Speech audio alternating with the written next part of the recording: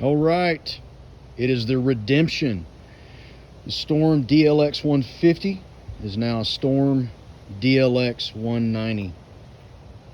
We got our Tusk Impact aluminum rims with a 19-inch rear tire on the front here.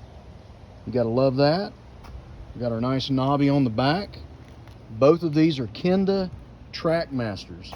Highly recommended. That looks like a big old fat TW tire almost. But let's get to this engine. Instead of repairing the YX140 engine, which is listed as a YX145, but it's a YX140, because of the constant third gear and shifter drum, shifter fork transmission issues, and trying to source a transmission gear set for that, which is, to my knowledge, could only be found on the T-Bolt site, and it was $120. I appreciate T-Bolt, but sometimes their prices are really high. Instead of doing that, I got rid of that engine, used it for parts, and this engine was $370 on Alibaba. I think it's a little bit more than that now, like $380 or something like that, but it was right under $450 to my door from China. And this engine, you're going to pay really double the price of that if you get it on eBay. So I'll if anybody wants to know who I got this from on Alibaba, the guy did me really well.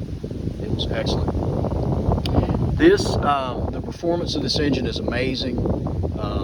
Anybody that knows anything about the ZS 190 or the Daytona 190 engines know that they are a powerful little engine. They are a race engine, and that means that you have to change the oil frequently.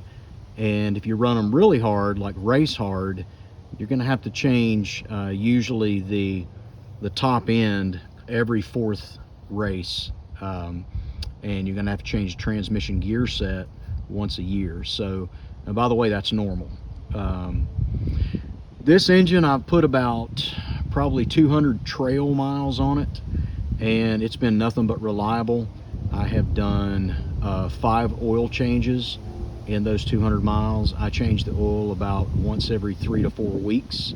I ride it sometimes 2 times during the week if the weather's nice, and then I ride it almost every weekend, both Saturday and Sunday. And sometimes I will ride it for up to an hour or more.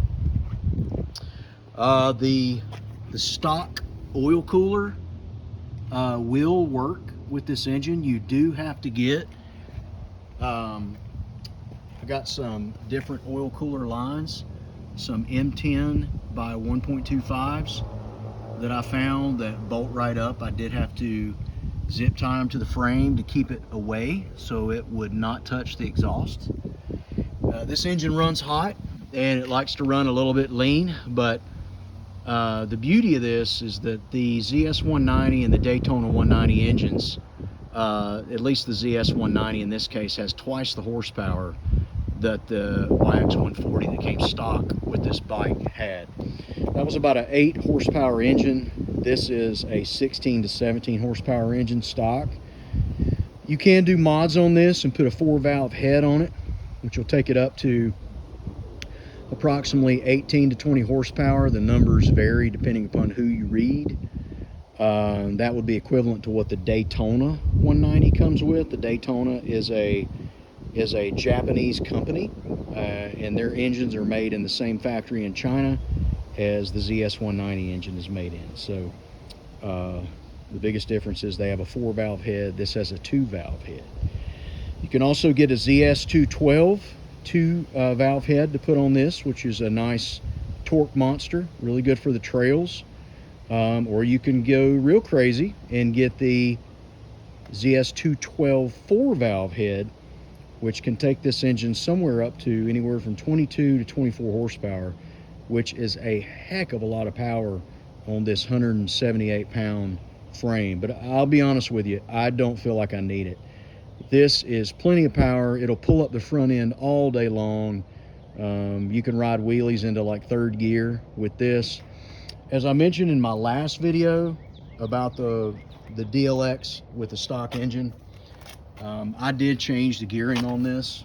That's a 45 tooth rear sprocket, and what comes with this is a 41 tooth rear, and that is a 15 front, and it comes with a stock 14 with a 428 pitch chain. But yeah, the 190, man, if you want to take this bike and, you know, give yourself a fifth gear, this has a 5-speed transmission, and you want a bike that is going to, you know, comfortably run 55 to 60 miles an hour.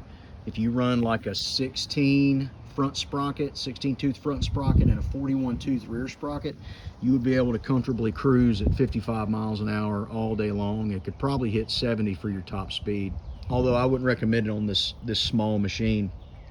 That would get very squirrely very fast. I'm using this now as an off-road bike. I've got it geared as much, and I absolutely love it.